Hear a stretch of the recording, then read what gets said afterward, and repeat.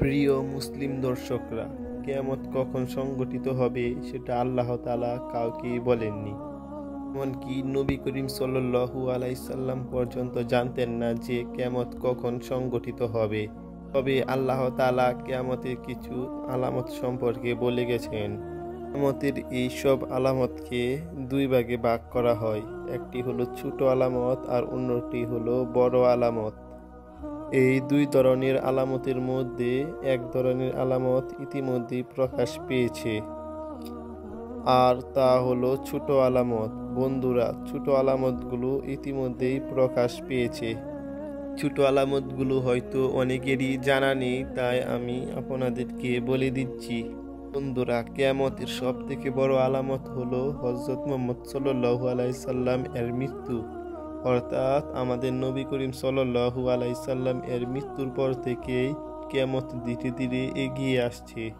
তো আমরা সরাসরি বলতে পারি না যে কিয়ামত কোন দিন সংঘটিত হবে।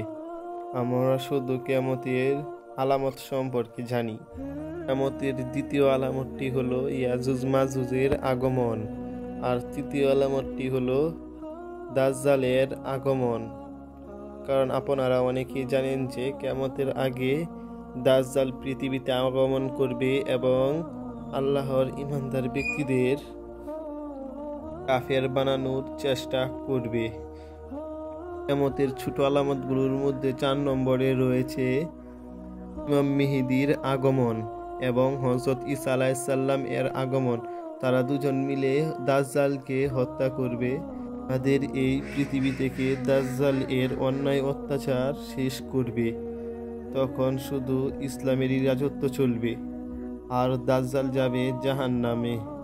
আর যারা দাজ্জালের কথা শুনবে তারাও দাজ্জালের মতোই জাহান্নামে যাবে, আর যারা ভালো তারা যাবে জান্নাতে। যারা হযরত ঈসা আলাইহিস সালামের কথা শুনবে তারাও যাবে জান্নাতে। তাই আপনারা কখনোই খারাপ কাজ করবেন না।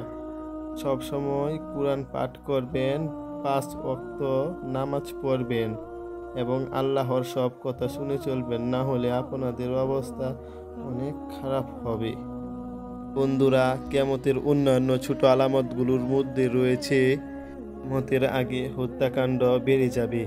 এমনকি যে হত্যা করছে সে নিজেও জানবে না যে সে কেন হত্যা করছে, এবং যাকে হত্যা করা হচ্ছে সে নিজেও জানবে না যে তাকে কেন হত্যা করা হচ্ছে।